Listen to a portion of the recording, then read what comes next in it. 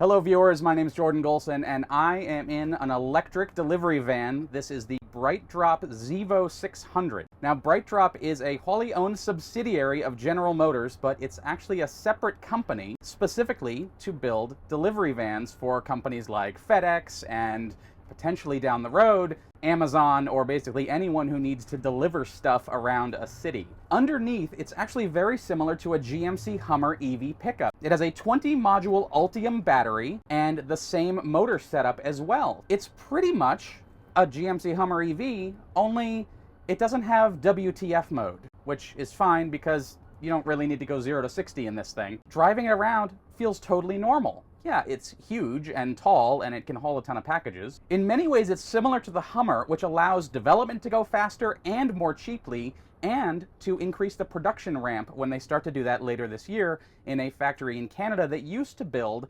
Chevy Chevy Equinox vehicles. So I drove the Hummer EV earlier this year. Looking around the interior, this all seems very familiar. Same dash cluster screen, same screen here. Most of these buttons look like they came out of the Hummer. The controls here, like I'm driving around in the Hummer EV delivery van, pretty much. Now, I don't know how much Brightdrop wants me to say that it's based on a Hummer, but that's not a bad thing because there isn't a new platform that needs to be developed. They can just take the existing one that GM has spent billions of dollars developing and modify it for delivery use. The Zevo 600 is already in testing with FedEx here in Southern California. It's making real deliveries with real delivery drivers to real customers. It's not a pilot. FedEx is actually paying money for the trucks. So this is one of the first electric delivery vans to actually be in production and in use out in the real world. From what Brightdrop claims, at least, the drivers really like it. As far as the driving experience goes, it feels surprisingly normal. I've driven big delivery vans before, and they always sort of feel sluggish and they don't really want to get up and go, and then once they're going they don't want to stop. But this feels like just driving a really big SUV. It's actually remarkably quiet, both because there's no engine noise, but also because you can tell it's quite well built.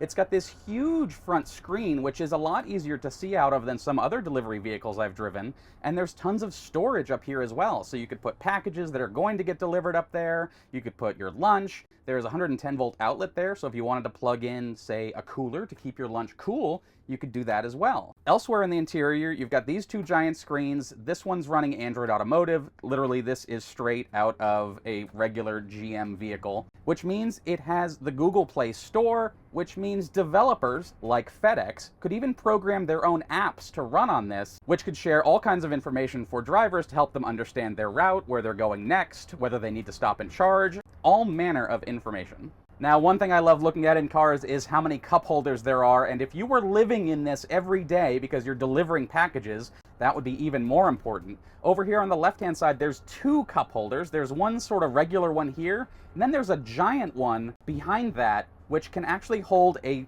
full-size Big Gulp cup or like a Nalgene water bottle if you want to be a little healthier. Down there's a couple more cup holders. There's just storage everywhere up here, which is great for storing packages, throwing documents, binders, all kinds of stuff. So looking around the rest of the interior, this is just a regular steering wheel. It's got controls for the cruise control, does not have adaptive cruise, but it does have all manner of safety features: pedestrian detection front and rear, cameras in the front and back, automatic emergency braking. All of that helps save companies money because it reduces their insurance costs. If they can go to their insurance company and say, hey, all our vehicles fleet-wide have pedestrian detection, have automatic emergency braking, they're going to get a break on their insurance. And for businesses, money is all that matters. And so, yeah, this does cost a bit more than a comparable internal combustion engine, but Brightdrop says it'll save $7,500 to $15,000 a year in fuel and maintenance costs, and it should pay itself back, the extra cost, within 1 to 2 years. And then after that, it's just a bonus, and it'll keep saving companies money. The interesting thing about package delivery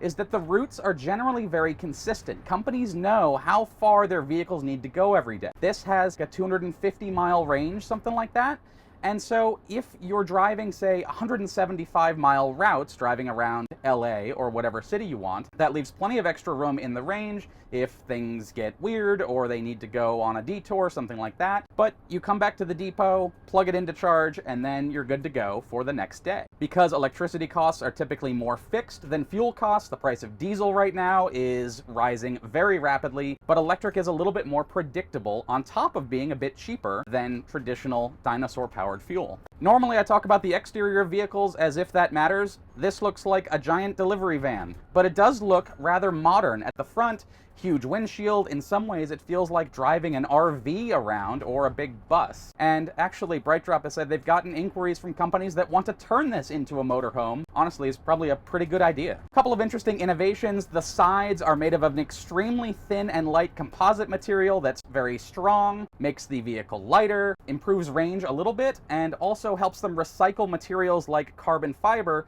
that are made elsewhere at GM and just were thrown away as scrap and now can get reused into those composite materials because we want to have that complete recycling loop and be more green. Safe to say the stereo is not very good. Maybe they'll sell an upgrade kit to a Bang & Olufsen something down the road. Probably not. At the moment, pretty much all the Brightdrop vehicles are handmade, but production starts later this year. Interesting thing about this is that Brightdrop is owned by GM, which knows how to ramp up vehicle production, so they might not have as much trouble as some of their competitors are having ramping up their EV production. This one in the back is currently spec'd out for package delivery. There's a bunch of shelves in there. You can basically get it built however you want. If you were a bakery or flour delivery or Staples and you have to deliver paper, you could basically, whatever you want to do, you can do this. Now, I reviewed the Ford E-Transit a couple months ago, and these are similar markets, though this is much bigger than the E-Transit is, but the idea is the same. You sell the vehicle to a business, they outfit it however they want to their needs. If they were selling this to Verizon or to AT&T or Comcast, it might be filled with electronics equipment and cable boxes and that sort of thing, whereas if you were selling it to FedEx, you might fill it with shelves for packages like this one has. But as far as Brightdrop is concerned, a vehicle is a vehicle. They basically deliver it as an empty shell, and then the company can outfit it to their heart's content. Now, the company does have a couple other vehicles. There's the Zevo 400, which is basically the same thing, same battery pack, same motor, same everything, just shortened about 1.5 feet to make it fit into smaller parking spots. And so if you do put your foot down, it's not exactly 0 to 60 in 3 seconds, but it definitely starts moving. And companies will be able to customize that, set speed limiters, all kinds of different safety features as they want, because maybe you don't want your electric delivery van being used for drag racing. Or maybe you do. I don't know. It's Federal Express, after all. No, that's easy. Oh, it even's got the...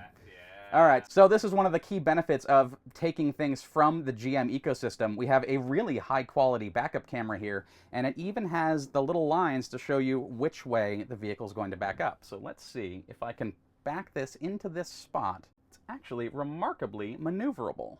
The seat vibrates just like it would if this were a Cadillac or Chevy or whatever to tell me that I'm about to back into a sign. Perfect. I can be a delivery driver. So that is the Brightdrop Zevo 600. This will not be in dealers shortly, but if you are interested, you can go to brightdrop.com and contact them, and they'll be happy to put you on a list to buy a big delivery van. But I have to take this one back to Brightdrop. So if you enjoyed watching this video, click here to watch my review of the Ford E-Transit. Thank you so much for watching. Drive safely.